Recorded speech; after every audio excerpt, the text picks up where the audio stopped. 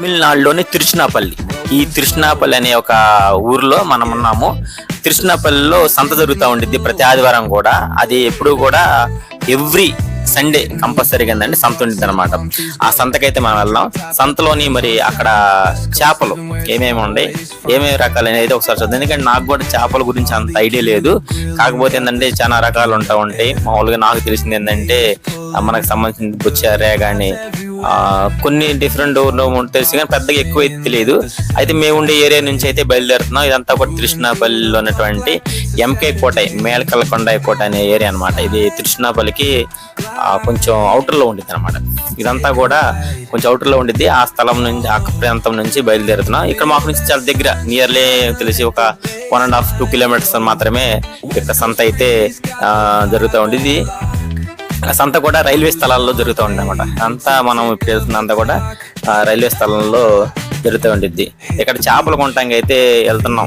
నిజం చెప్పాలంటే చేపలు కొనటానికి ఎక్కువైతే చేపలు కొనం అనమాట. కారణం ఏంటంటే వాళ్ళు ఎక్కడ ఎక్కువగా శుభ్రంగా చేసి ఎవరో వాళ్ళు కొట్టేస్తారు, ఇంటికి వచ్చి కడుక్కోవాలి కదా, మళ్ళీ అవన్నీ యాడ్ చేస్తామనేసి ఎక్కువగా అయితే కొనుక్కుంటాం కదా. ఈసారి మనం చేపలు కొనటానికి అయితే వెళ్దాం. ఇదంతా కూడా మనం వస్తుంది రైల్వే స్థలము. ఇక్కడ కొత్తగా ఒక ఎమో షెడ్ అయితే కొత్తగా కడుతున్నారు. ఇదంతా కూడా కన్స్ట్రక్షన్ లో ఉంది. మేబీ ఇంకొక 6 months 1 year అయితే అంతా కూడా ఓపెన్ అవ్వచ్చు. ఇక్కడ ఇదంతా కూడా షెడ్ సంస్థ కూడా కొత్తగా ఇదంతా రైల్వే స్థలం, మొత్తం కూడా ఇదంతా కూడా రైల్వే స్థలం. ఆ స్థలంలోనే మనకి సంత కూడా జరుగుతూ ఉండిద్ది. సంత చాలా క్రౌడ్గా ఉండిద్ది. ఏంటంటే ఆ వీడియో తీయడం నిజంగా యూట్యూబర్లో యూట్యూబ్ ఎట్లా తీస్తారా బాబు అనుకుంటున్నాను అనమాట. ఎందుకంటే వీడియో తీయాలంటే ఒక రకమైనటువంటి భయం వస్తుంది, ఎలా తీయాలా ఏం తీయాలా. ఎందుకంటే ఎక్కడ చూసినా ఫుల్గా జనం ఉంటున్నారు, చాలా బాగా క్రౌడ్తో ఉందన్నమాట. ఆ జనాల మధ్య ఫోటోలు తీయాలంటే అంటే కొత్తగా చేయటం కదా, నాకైతే కొంచెం భయంగానే ఉంది. కాకపోతే ఏంటంటే ఏదో నాకు వచ్చినంత కొద్దిగా గొప్పగా తీయగలిగాను. ఇది చూస్తున్నారు కదా, ఇదంతా కూడా సంత ఏరియా. సంతలో ఉన్నటువంటి చేపలు అనమాట. ఇవన్నీ చేపల మార్కెట్లు. మొత్తం కూడా అన్ని రకాలు ఉంటాయి. ప్రతి సముద్ర చేప దగ్గర నుంచి అన్ని రకాల మత్తి మీన్ అంటారు, శంకర మీన్ అని, ఆ తర్వాత చాలా రకాలు ఉండే. ఆ పేర్లు అయితే నాకు అంత అడ్లేదు. వాళ్ళని అడగటానికి కూడా వాళ్ళం బాగా ఏది అడిగి కనుక్కుంటానికేమో అక్కడేమో చూస్తుంది 1-2 ఉంటారేమో, 10 మంది దాకా ఉంటారు. మరి వాళ్ళకి బేరం ఉండిద్ది గమనించి వాళ్ళు అమ్ముకోవాలా అని మనం చెబుతూ ఉంటే, మనం చెబితే చేపలని మనం కొనాలి. మనం ఏడ కొంటాం అవన్నీ? మనం ఏదో ఒక 1/2 కేజీ 1 కేజీ కొనడానికి, చేపలు కొనడానికి వెళ్ళిన వాళ్ళం అవన్నీ కొనలేం గమనించి. సరే వాళ్ళని అడగ ఫ్రీగా ఉంటే వాళ్ళు కూడా ఏంటంటే మనకు ఇది ఈ మీను, ఇది ఈ చేప ఇది అని మనకు అన్ని చెప్తూ ఉంటారు. ఏదో పారంట, మరి పేర్లు నాకు అంత ఐడియా లేదు. కాకపోతే ఏంటంటే నేను కూడా ఏంటంటే బాగా చూపించలేకపోవటం కారణం ఏంటంటే బాగా ఎక్కువ మంది ఉండొచ్చు. బాగా ఎక్కువ క్రౌడ్ ఉండటం వల్ల ఏంటంటే ఆ సందుల్లో నుంచి, మనుషుల సందుల్లో నుంచి కొంచెం వీడియోలు అయితే తీయటం జరిగింది. నిజంగా ఏరియా చాలా పెద్ద సంత అనమాట. అంటే మొత్తాన్ని అంటే ఇక్కడ ఏమేమి ఉంటాయి అంటే మామూలు కూరగాయలు లేకపోతే చికెన్, అంటే ఇక్కడ నాటుకోళ్ళు అని అమ్ముతూ ఉంటారు. చిన్న మరి అన్ని రకాలు ఉంటాయి. కూరగాయల దగ్గర నుంచి మొక్కలు అన్ని కూడా అమ్ముతూ ఉంటారు ఈ సంతలో అయితే మనం అదంతా ఎక్స్ప్లోర్ చేయలేం. కానీ అందువల్ల ఏంటంటే నేను చేపలు కొనడానికి వచ్చాను కాబట్టి చేపల వరకు అయితే తీస్తూ ఉన్నాను. ఈ చేపల్లో కూడా ఏంటంటే నేను ఎక్కువగా బొచ్చి కానీ కానీ లేకపోతే శంకరమీను ఎక్కువ తీసుకుంటూ ఉంటాను, మత్తి మీను తీసుకుంటూ ఉంటాను. మరి అయితే తీసుకున్నాం. కానీ ఒకసారి అయితే ఈ యొక్క ఏరియాని అంతా ఒకసారి చూపిద్దాం అనేసి అయితే అనుకుని ఒకసారి తీయడం జరిగింది. చాలా కష్టం అనిపించింది వీడియో తీయడం అయితే. నిజంగా అంతమంది మధ్యలో ఆ సందుల నుంచి వీడియో తీయాలంటే వీళ్ళంతా ఇట్లా కవర్ అయిపోతున్నారు, మనుషులందరూ అడ్డుపడిపోతున్నారు అన్నమాట. తీయటం అయితే చాలా కష్టం అయిపోయింది. ఎప్పుడైనా సరే ఏంటంటే బాగా ఎర్లీ మార్నింగ్ వెళ్తే కొంచెం ఏదైనా ఫ్రీగా ఉండిద్దామో నాకు తెలియదు. కాకపోతే ఇప్పుడు కూడా నేను కొంచెం 9-9:30 ఆ టైం వెళ్ళటం వల్ల బహుశా బాగా ఎక్కువగా క్రౌడ్ ఉండొచ్చు. ఈసారి ఎప్పుడైనా కుదిరితే మార్నింగ్ 7 o'clock అంటే ఎవరు ఎక్కువ ఒకసారి వెళ్ళాను కానీ ఎక్కువ మరి చేపలు వచ్చినట్టు అనిపించలేదు. సరే ఏదైనా కానీ ఈసారి అయితే ట్రై చేస్తాను. మంచిగా అన్ని కూడా క్లియర్ చూపించినప్పుడు బహుశా మీరంతా చాలా యూట్యూబ్లో కూడా చూసే ఉంటారు. ఈ యొక్క చేపల రకాలు డిఫరెంట్లు ఏంటి అనేది అన్ని మీకు తెలిసే ఉండిద్ది. బహుశా మీకు తెలియకుండా ఉండదు.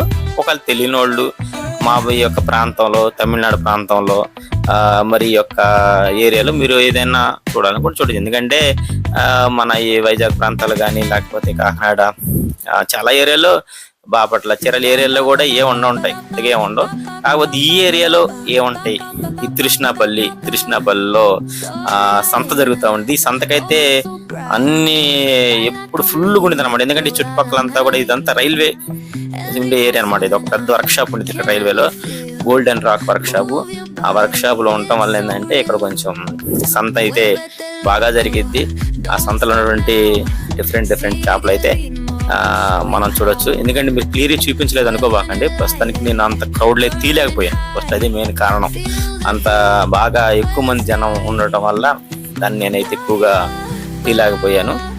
ఈసారి నెక్స్ట్ టైం కుదిరితే చేపలతో పాటు ఆ సంత ఏరియాని కూడా కొంచెం సంతలో జరిగేటువంటి ఏమేమి ఉండే అనేది కొంచెం కవర్ చేయడానికి, ఫుల్ వీడియో చేయడానికి అయితే నా వంతుకు ప్రయత్నం చేస్తాను. ఎందుకంటే నాకైతే ఇది ఫస్ట్ వీడియో అంటే ఎలా తీయడం, ఫస్ట్ వీడియో గమనించి కొంచెం ఇబ్బందికరంగానే నేనైతే ఈ వీడియో తీయడం జరిగింది. కనుకండి వీడియో తప్పకుండా చూడండి, లైక్ చేయండి, సబ్స్క్రైబ్ చేయండి, సపోర్ట్ చేయండి. ఎందుకంటే ఇలాంటి వీడియోలు ఈ సంతలోని వీడియోలు కాదు కానీ కొన్ని తృష్ణాపల్లి లేకపోతే చుట్టుపక్కల జరిగే ఉంటున్నటువంటి కొన్ని ప్రాంతాల్లో చూపించడానికి అయితే నేను ప్రయత్నం చేస్తాను. నేనేం చెప్పాలంటే నేనైతే ఎక్కువగా సముద్ర చేపల కంటే కూడా నేను చెరువు చేపలు ఎక్కువగా, బ్రతికొండ చేపలు ఎక్కువ తీసుకుంటానికి అయితే చూపిస్తాను.